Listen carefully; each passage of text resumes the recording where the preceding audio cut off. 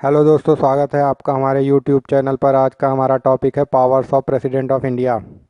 Powers and functions of the president. Executive powers. All executive actions of the government of India are formally taken in his name. तो government of India जितने भी फैसले लेते हैं वो किसके नाम पे लिए जाते हैं? वो प्रेसिडेंट के नाम पे लिए जाते हैं। He appoints the prime minister and other minister.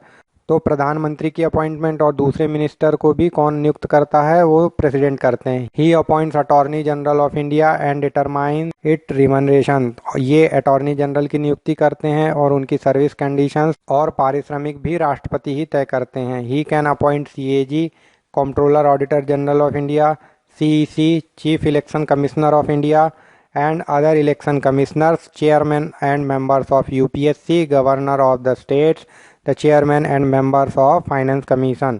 तो इन सभी की नियुक्ति कौन करता है? राष्ट्रपति करते हैं। He can appoint a commission to investigate into the conditions of SC, ST and other backward classes। तो ये एक कमीशन अपॉइंट कर सकते हैं SC, ST और अदर बैकवर्ड क्लासेस की कंडीशंस को इन्वेस्टिगेट करने के लिए।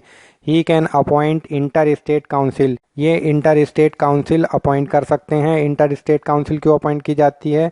मान लीजिए दो स्टेटों के बीच कोई प्रोजेक्ट है या किसी तरह का विवाद है तो उसे सुलझाने के लिए इंटर स्टेट काउंसिल्स अपॉइंट की जाती हैं।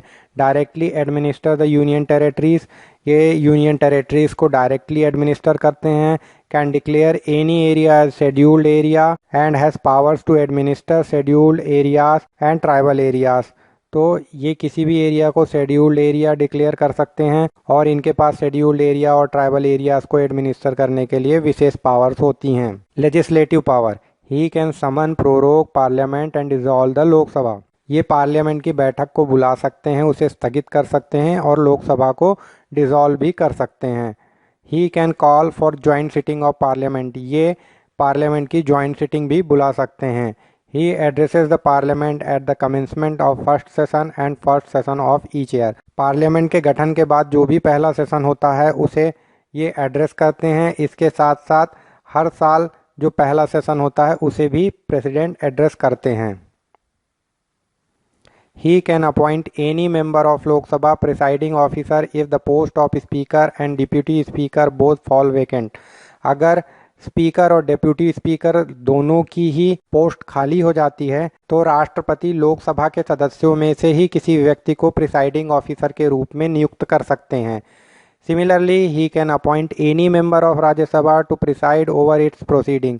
इसी तरह से अगर चेयरमैन और वाइस चेयरमैन दोनों की पोस्ट खाली हो जाती है राज्यसभा में तो ये एक प्रिसाइडिंग ऑफिसर राज्यसभा के ही सदस्यों में से चयनित कर सकते हैं। ही नॉमिनेट्स 12 मेंबर्स। ये 12 सदस्यों को मनोनीत करते हैं राज्यसभा के लिए। हैविंग स्पेशल नॉलेज और practice experience in literature, science, art and social service. जो कि किस क्षेत्र से संबंधित होते हैं? Literature, science, art, social service. ये 4 क्षेत्रों में दिए जाते हैं। जो सचिन तेंदुलकर जी को राज्यसभा की सदस्यता दी गई थी वो किस के अंतर्गत आएगा? वो 8 के अंतर्गत आएगा। He can nominate 2 members of Lok Sabha from Anglo Indian community. तो जो 2 सदस्य लोकसभा में मनोनीत किए जाते हैं एंग्लो इंडियन कम्युनिटी से वो किसके द्वारा अपॉइंट होते हैं? वो भी राष्ट्रपति के द्वारा ही नॉमिनेट होते हैं। Bill regarding the alteration of boundary of the state और creation of new state required permission from president. तो जो भी नए स्टेट्स बनाना है या किसी स्टेट की बाउंड्री में किसी प्रकार का परिवर्तन करना है, इस तरह के सभी विधेयकों को लाने से पहले प्रेसिडेंट की परमिशन लेनी पड़ती है। Financial power. Money bill require prior recommendation from the president. तो मनी बिल लाने के पहले प्रेसिडेंट का रिकमेंडेशन लेना ज़रूरी होता है। He causes to be laid before the parliament the annual financial statement.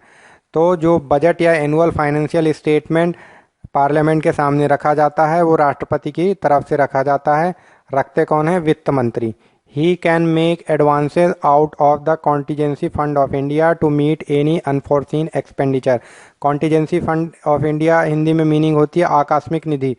अगर किसी प्रकार की आकस्मिक आवश्यकता पड़े तो राष्ट्रपति कॉन्टीजेंसी फंड ऑफ इंडिया से पैसा इशू कर सकते हैं। He constitutes the finance commission after every 5 years. तो हर 5 साल बाद ये फाइनेंस कमीशन का गठन करते हैं। Judicial power. He appoints chief justice and the जजेस of supreme court and high court. तो चीफ जस्टिस ऑफ इंडिया को यही अपॉइंट करते हैं, साथ ही साथ जजेस ऑफ सुप्रीम कोर्ट और हाई कोर्ट को भी प्रेसिडेंट ही अपॉइंट करते हैं। He can seek advice from the supreme court. अगर इन्हें किसी प्रकार की राय की आवश्यकता होती है तो ये सुप्रीम कोर्ट से राय ले सकते हैं। ये दिया हुआ है under article 143। Article 72 gives pardoning power to the president. तो आर्टिकल 72 पार्डनिंग पावर देता है प्रेसिडेंट को। He can grant pardon, reprieve, respite and remission of punishment. Pardon completely absolving from the conviction from all sentences, punishment and disqualifications। तो जिस व्यक्ति को राष्ट्रपति pardon देते हैं वो पूरी तरह से अपने अपराध से मुक्त हो जाता है, मतलब वो पूरी तरह से अपनी पनिशमेंट से भी मुक्त हो जाता है और उसे किसी प्रकार का डिस्क्वालिफिकेशन भी नहीं झेलना पड़ता। Commutation replaces the punishment one of lighter form. तो जो सजा का तरीका है उसे कठिन से सरल कर दिया जाता है। ड्यूरेशन में कोई परिवर्तन नहीं होता। रेमिशन reduction in amount of punishment without changing it's nature. तो पनिशमेंट के नेचर में कोई चेंज नहीं होता, केवल उसके अमाउंट में रिडक्शन कर दिया जाता है, मतलब अमाउंट में कमी कर दी जाती है। Respite relief on special ground like medical ground. तो रिस्पाइट के अंतर्गत वो मामले आते हैं जिनमें किसी व्यक्ति को किसी विशेष आधार पर पनिशमेंट में छूट मिल गई हो, जैसे कि मेडिकल ग्राउंड हो गया, एज हो गया और भी दूसरे कोई कारण हो सकते हैं। रिप्राइव टेम्पोररी डिले और सस्पेंशन ऑफ पनिशमेंट। तो रिप्राइव में क्या होता है, टेम्पररीली सस्पेंड कर दी जाती है उसकी पनिशमेंट को। Diplomatic power he represent India in international level. तो इंटरनेशनल लेवल पे प्रेसिडेंट ही इंडिया को रिप्रेजेंट करते हैं। ही रिसीव्स डिप्लोमेट्स, जो डिप्लोमेट्स होते हैं उनको ये ही रिसीव करते हैं। The international treaties and agreements are negotiated and concluded on behalf of the president. तो जो भी इंटरनेशनल ट्रीटीज होती हैं, एग्रीमेंट्स होते हैं, वो प्रेसिडेंट के नाम से ही किए जाते हैं। Military power he is supreme commander of defence forces.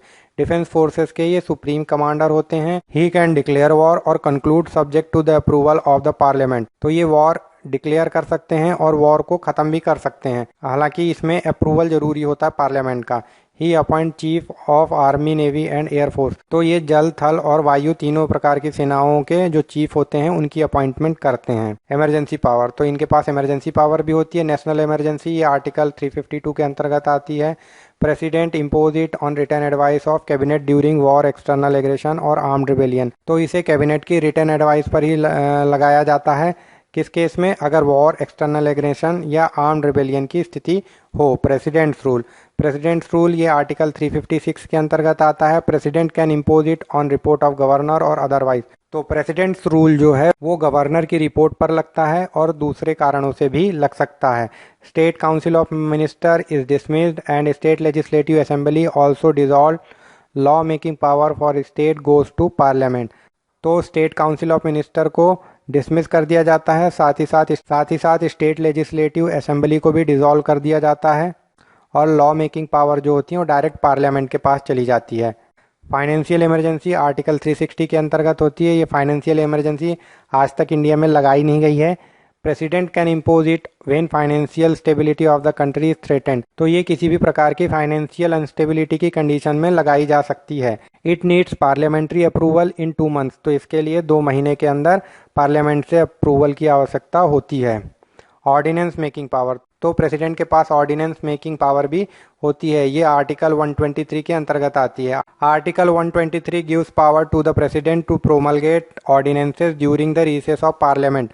तो अगर बहुत आवश्यक हो और पार्लियामेंट का सेशन न लग रहा हो तभी ऑर्डिनेंस जारी किया जा सकता है। It requires approval from parliament with in the 6 weeks of री असेंबली ऑफ पार्लियामेंट। तो किसी ऑर्डिनेंस को बने रहने के लिए पार्लियामेंट का सेशन शुरू होने के 6 हफ्तों के भीतर दोनों सदनों से पास कराना जरूरी होता है।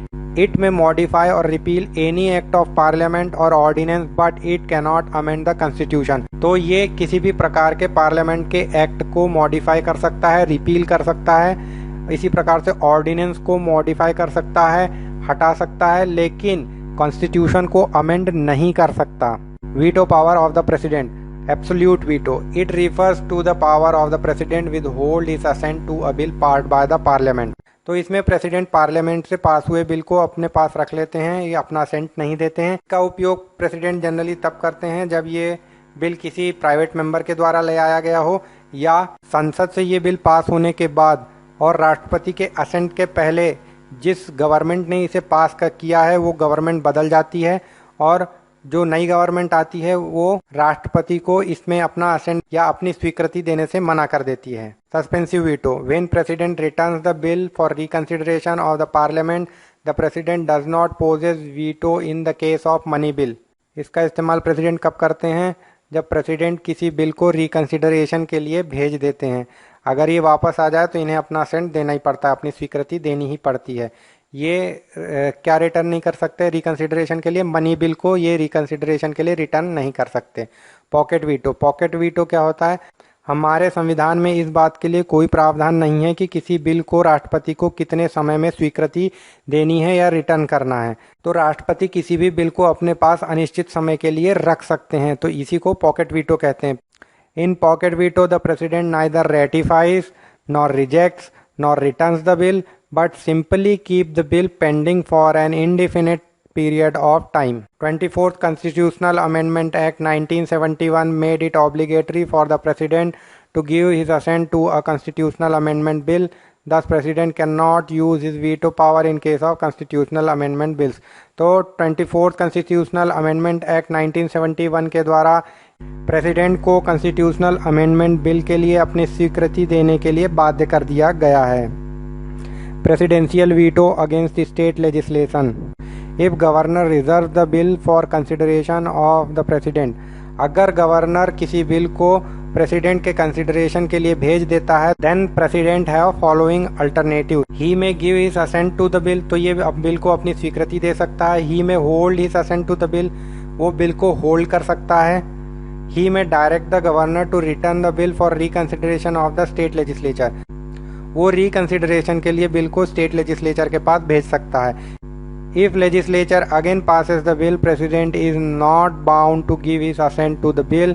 This means that the state legislature cannot override the veto power of the President. अगर लेजिस्लेचर फिर से उसे पास करके प्रेसिडेंट के पास भेज देती है तो भी प्रेसिडेंट अपनी स्वीकृति देने के लिए बाध्य नहीं है। जबकि पार्लियामेंट के केस में क्या है कि अगर रिकंसिडरेशन के बाद फिर बिल पास हो जाता है और राष्ट्रपति के पास पहुंचता है, अपनी स्वीकृति देनी ही पड़ती है। तो दोस्तों, आज का हमारा वीडियो यहीं तक। अगर आपको अच्छा लगा हो तो लाइक शेयर सब्सक्राइब जरूर करिएगा। Thank you.